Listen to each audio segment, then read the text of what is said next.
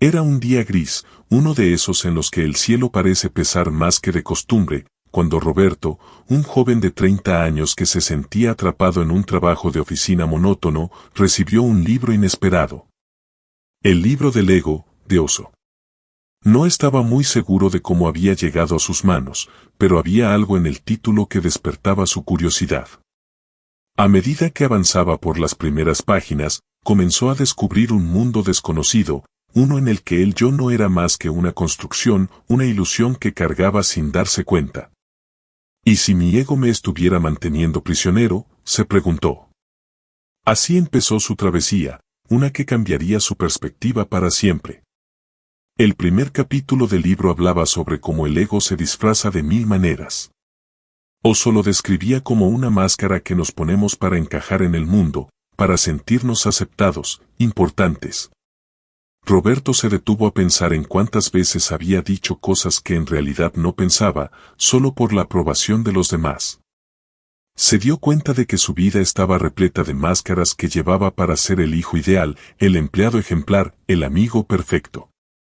Al leer, descubrió que cada vez que el ego se sentía herido o lastimado, él reaccionaba sin pensarlo. Era como si algo dentro de él quisiera defender una imagen idealizada, algo que, a fin de cuentas, no era auténtico. Y, aunque al principio le costó aceptarlo, reconoció que había momentos en los que se había sentido más importante o superior a otros. Pensó en cómo, en muchas ocasiones, se había sentido ofendido por cosas pequeñas, y comprendió que el ego había sido quien sufría, no él. Oso explicaba que el ego no es más que una ilusión, una sombra que construimos desde la infancia para sobrevivir. Roberto se vio reflejado en esta idea. De pequeño, había querido llamar la atención de sus padres, ser el mejor de la clase, sobresalir en todo. Se había acostumbrado a buscar el reconocimiento externo, y había llegado a creer que eso era lo que le daba valor. Al leer sobre el ego como una creación de la mente, Roberto sintió que empezaba a desmoronarse una pared que lo había limitado durante años. Comprendió que había pasado gran parte de su vida tratando de ser alguien, de encajar en un molde que en realidad no le pertenecía.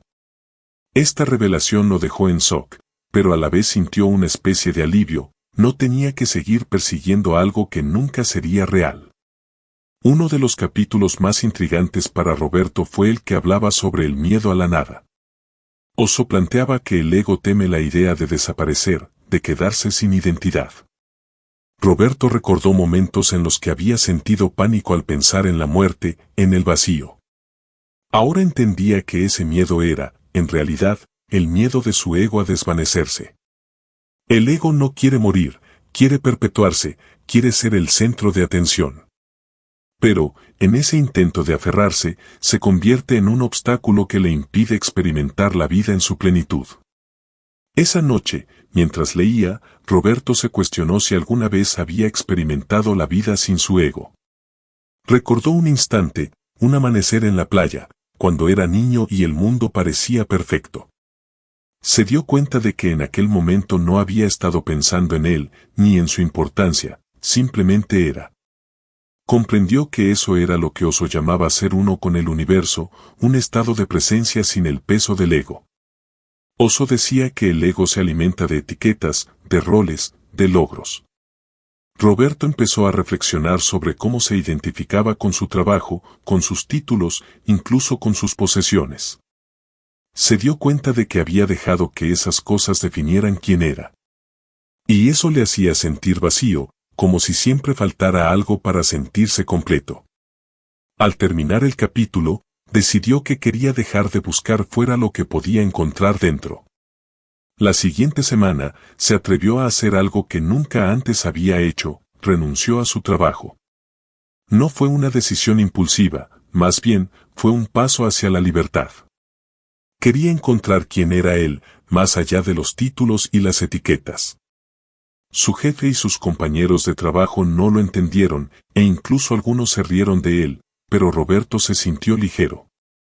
Por primera vez, se sentía libre del peso de las expectativas. A medida que avanzaba en el libro, Roberto comenzó a ver el ego como un viejo amigo que, aunque alguna vez le fue útil, ahora debía despedir. Comprendió que el ego siempre estaba en busca de reconocimiento, de aprobación, pero que la verdadera paz solo podía encontrarse dentro. Empezó a meditar, a pasar más tiempo en silencio, a dejar de preocuparse tanto por lo que los demás pensaran de él. En esos momentos de quietud, se daba cuenta de que no necesitaba nada externo para ser feliz. Roberto empezó a vivir de una manera más auténtica, dejándose guiar por su intuición, por lo que realmente le hacía feliz. Dejó de preocuparse por tener la razón en cada discusión, dejó de compararse con los demás, y en lugar de eso, empezó a disfrutar de cada momento. Había días buenos y días malos, pero ya no sentía la presión constante de ser alguien. Y esa libertad era, para él, el verdadero tesoro. En el último capítulo del libro, Oso hablaba sobre el estado de iluminación, sobre lo que significa realmente vivir sin ego. Roberto comprendió que el ego nunca desaparece del todo, pero que se puede aprender a verlo sin dejarse dominar por él. Ahora, cada vez que sentía la tentación de volver a las viejas costumbres, recordaba las palabras de Oso: el ego es como una sombra. Cuando te enfocas en la luz, la sombra desaparece. Roberto no se convirtió en un ser iluminado ni alcanzó la perfección. Sin embargo, encontró algo más valioso: la capacidad de vivir sin el peso de ser alguien que no era. Ahora, cada día se recordaba a sí mismo que la vida es breve y que no hay tiempo para vivir atrapado en una ilusión. Había aprendido que el verdadero viaje no era hacia afuera, sino hacia adentro. Y así, Roberto se convirtió en alguien que, sin querer ser nadie, logró ser él mismo.